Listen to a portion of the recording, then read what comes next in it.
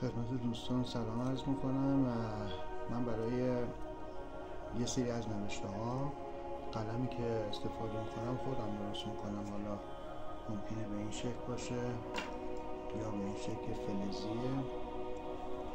حالا طرز تهیه‌اش رو براتون میگم که به چه شکلیه و امیدوارم بتونید استفاده بکنید و ازش لذت ببرید از نوشتن با این قلم.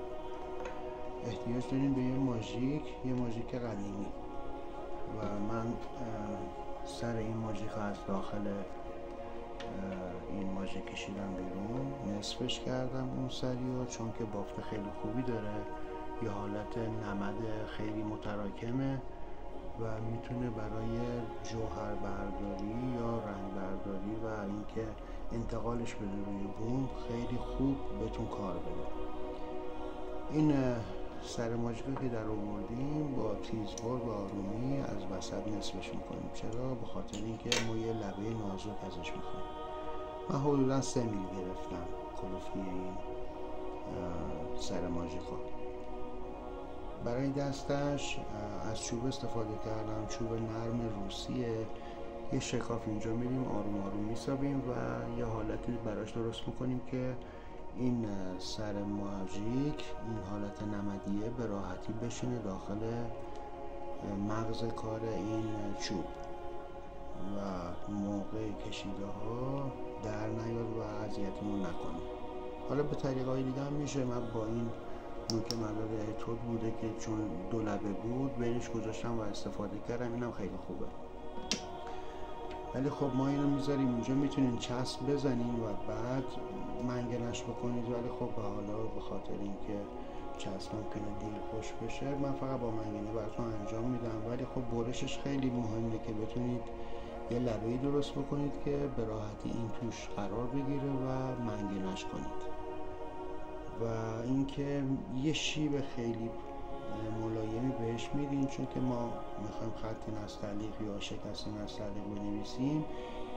توی بعضی از حروف راحت تر میتونیم اون با این شیبی که بهش میدیم اون حروف رو در بیاریم.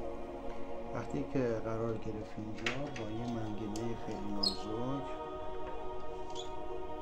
منگنش میکنیم.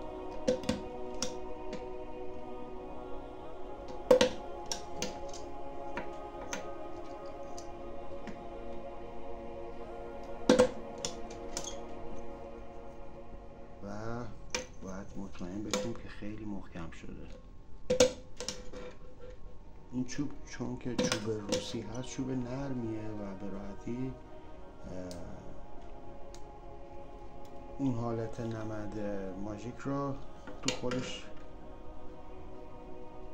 محکم سر جاش نگه میداره و ما هم راحت تر میتونیم منگنه بزنیم.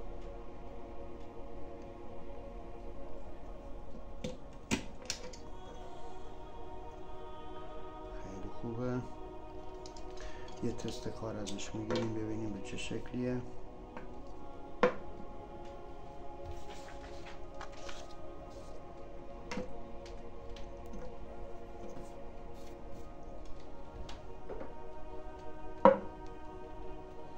قبل از استفاده معمولا این چون که خیلی متراکمه یه کمی داخل حالا مرکب یا آب قرارش میدیم تا یکم نرم بشه و برای نوشتن روی سطح کاغذ خوب حرکت کنه. حالا یه مقدار مرکب من بهش اضافه میکنم.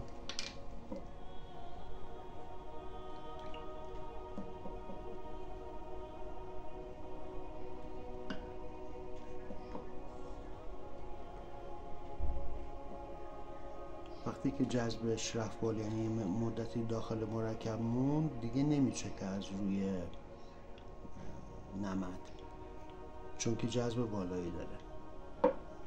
یه تستی باش انجام میدیم. این چون هنوز اون حالت نرمی پیدا نکرده حالت دو خط می‌نویسه، ولی خب کلا تستش باید خیلی نرم و روون باشه.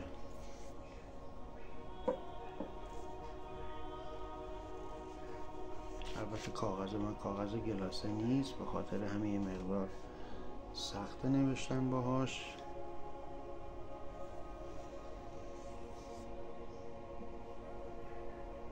بسیار عالیه.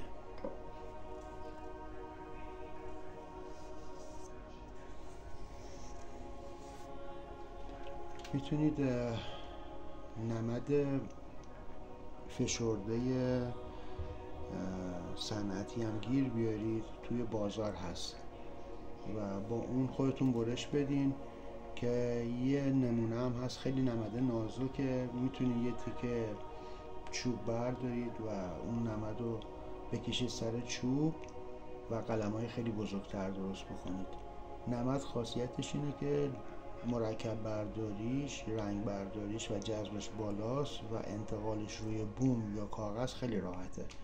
میتونید کارهای خیلی قشنگی باش انجام بدین.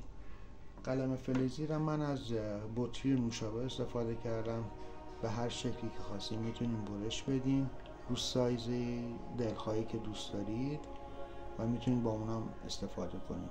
اینم چیز خیلی خوبیه و راحت روی مخصوصا روی کاغذ یا مقوای گلاسه میتونید باش خوشنویسی کنید.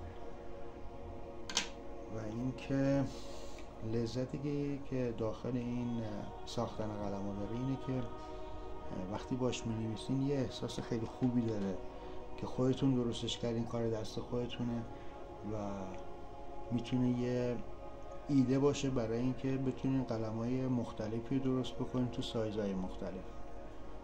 از اینکه همراه هم بودین از شما متشکرم. امیدوارم که با دیدن این ویدیو کانال یوتیوب منو سابسکرایب کنین و بقیه کارهای منم ببینین. ممنونم.